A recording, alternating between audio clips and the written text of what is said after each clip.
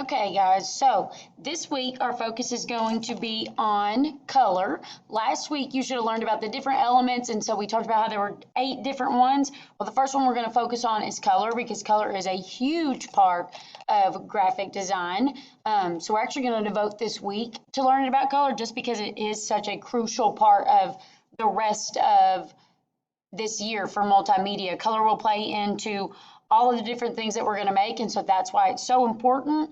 And so what you're going to do is we're in intro to color, and so actually you'll need your note guide, and to start us off you need to watch this one. So everything at the beginning of your note guide can be answered by this, and then what I'll do is I'll go through it. I'll go through the actual notes on a PowerPoint. So you need this, watch this first, and then we'll go through it here in just a second.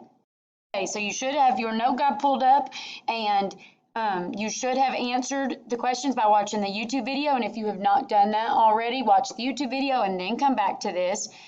So on your note guide, we're going to talk about color.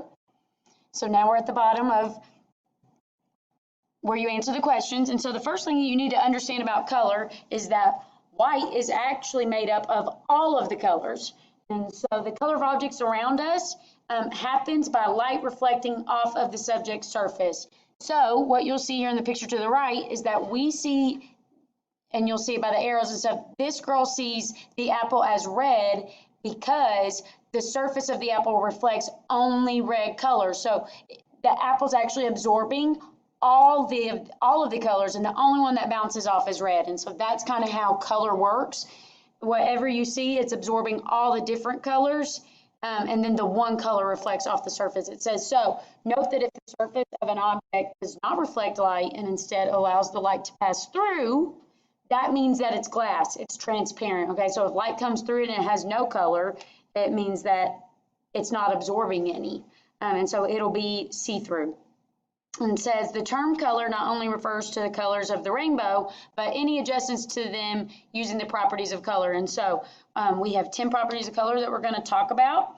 And so you have color, right? And then these are the different things that can happen with just one color. So hue, if I say the word hue, we're talking about a pure color.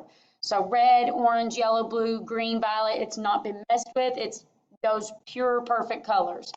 Intensity is the amount of color. So how intense is that blue there, right? So the higher the intensity, the more blue, and the lower the intensity, the darker it kind of gets.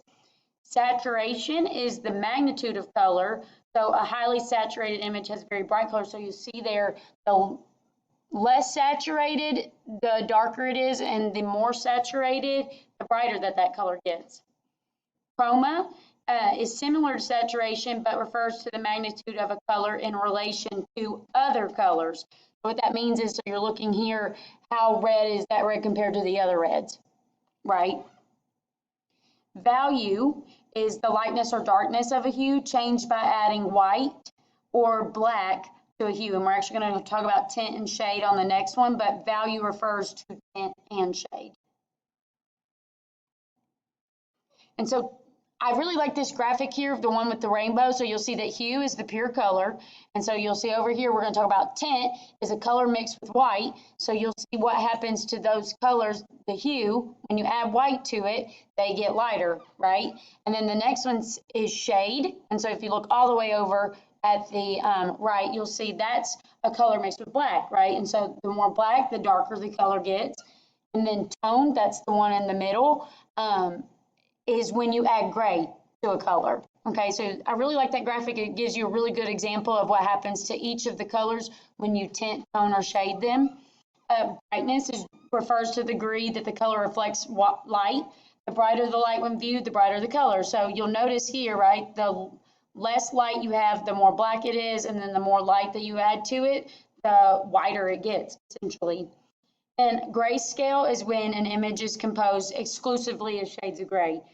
So there's no color in a picture at all, that's grayscale. So when we talk about additive colors, this is a color mode used by computer, TV, and phone screens. The more color you add, the brighter the resulting hue is.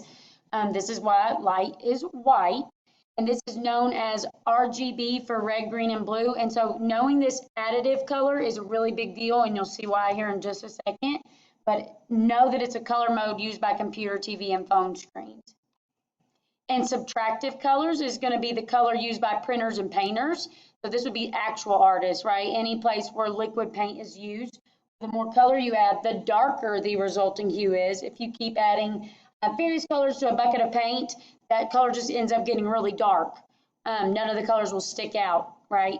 And this is known as RYB for red, yellow, and blue, or CMYK for cyan, magenta, and yellow, and black. Okay, and so the K stands for black and is included because mixing CMY will not give you pure black.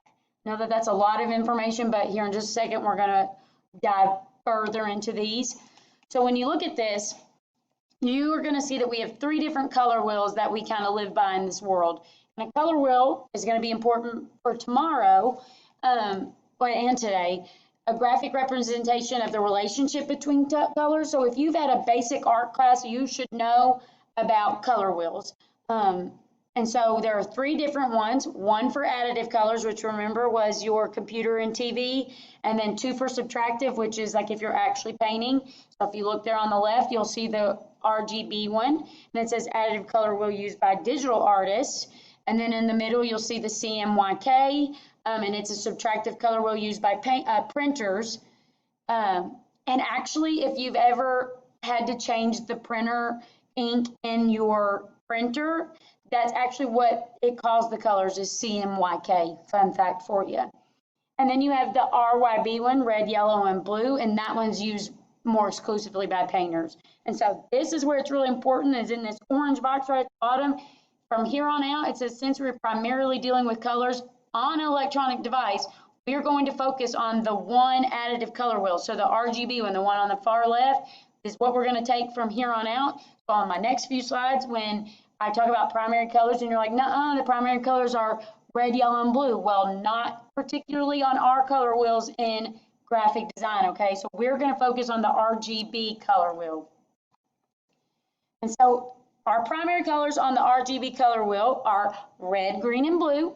And these are called primary or basic colors because mixing them in various proportions create every other color on your color wheel.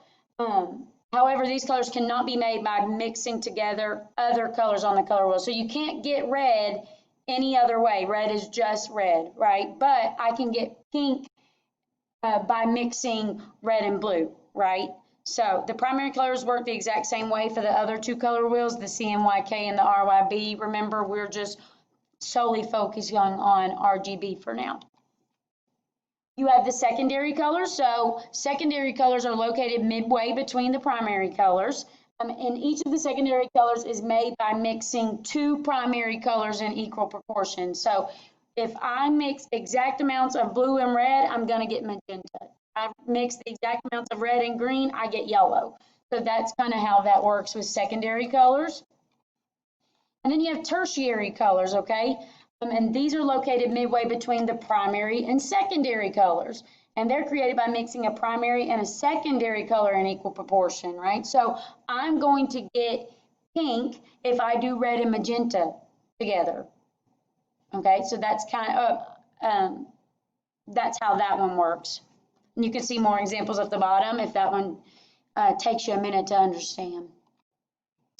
Okay, and so at the bottom of your note guide, you will see a review section where I want you to answer these questions. And if you need to, go back and look through the PowerPoint and rewatch some of these things if you need more help on how to answer them. So the first question is which property of color explains why colors look darker when viewed in low light? I'll give you a hint. You need to go back to the property of color slides. There were 10 of them. What are the primary colors on an additive color wheel? What are the primary colors on a subtractive color wheel? And specifically on number 3, I want you to tell me the primary colors for RYB. Okay, so that should be a big hint to you right there. Why does the ocean look blue? Another hint there is go back to that very first slide with the apple. And number 5, which color in the graphic to the right results if we change the tint of blue? So which color are you going to get if you tint it? So go back to the properties of color And which property of color is the image below an example of? Again, go back to the properties of color if you need a bigger hint than that. Other than that, make sure you complete your note guide and submit it to Google Classroom.